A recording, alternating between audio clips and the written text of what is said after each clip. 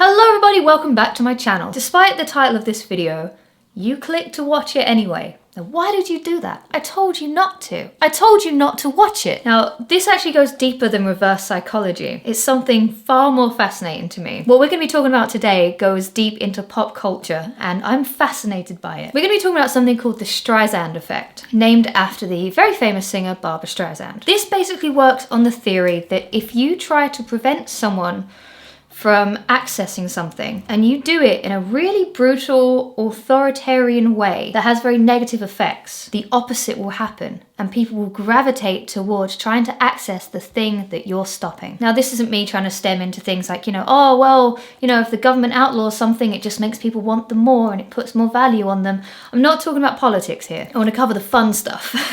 So why is this called the Streisand Effect? In 2003, the famous singer Barbra Streisand had a photo taken of her residence, and it was taken by the California Coastal Records Project, which is basically a project where photos are taken from the shores of California from a helicopter, so aerial views, and if your home's in it, well, that's part of the coast of California. Barbra Streisand did not like that there was a photograph of her home accessible via this project that was on the internet. It was hosted on a site called Pictopia.com, and Barbra Streisand got so upset that she sued the photographer and the website that had that photo. And here's the thing, right? If that house is your private property, but if it's just part of a photograph, do you really have the rights to say, don't post that online? Either way, it was a $50 million lawsuit and Barbra Streisand wanted the photo removed from the website. And this is what's interesting. Before she filed the lawsuit, the image that contained her house was one of 12,000 photographs on this website. It was not publicly sought after.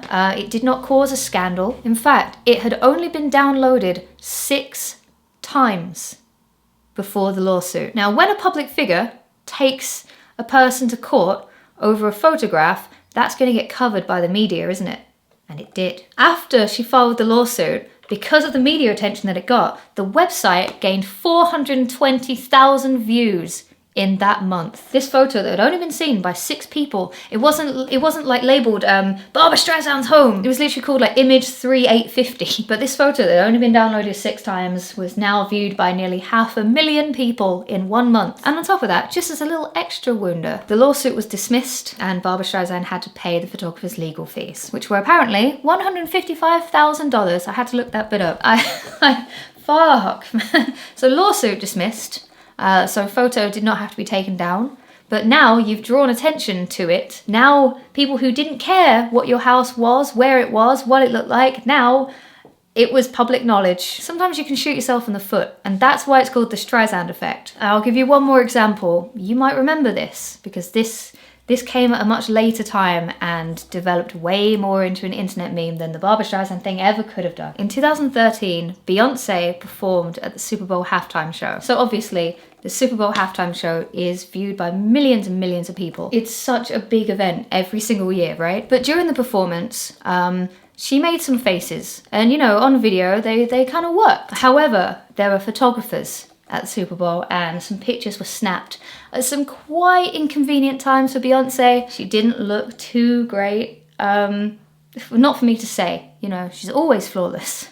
Don't sue me, Beyonce, please. But these pictures of Beyonce performing at the Super Bowl were hosted on Getty Images. And obviously because it's Beyonce, people found them. It wasn't a case of like 6 people downloading them. So they were well known and they were kind of laughed at the time. But it was because of that someone who worked for Beyonce, one of her representatives, tried to get those photographs taken down. I think it was actually her publicist who made a really, really big deal about it. Tried to get the photographer who owned the rights to the pictures to take them down because it's not the subject of the photographs that owns the rights to the picture. And I want to talk about that in another video, so look out for that. And then this attempt to have these photos taken down was made public. And because it was perceived as quite unfair of Beyonce to do that, it only helped to spread the photos even further because now it was a case of Beyonce doesn't want you to see these pictures. Let's spread them like wildfire. Because that's what happens when you try and take something away from someone. Did you really think in 2017, 2018, when I used to joke about my yellow hair in my videos and talk about how the image was banned,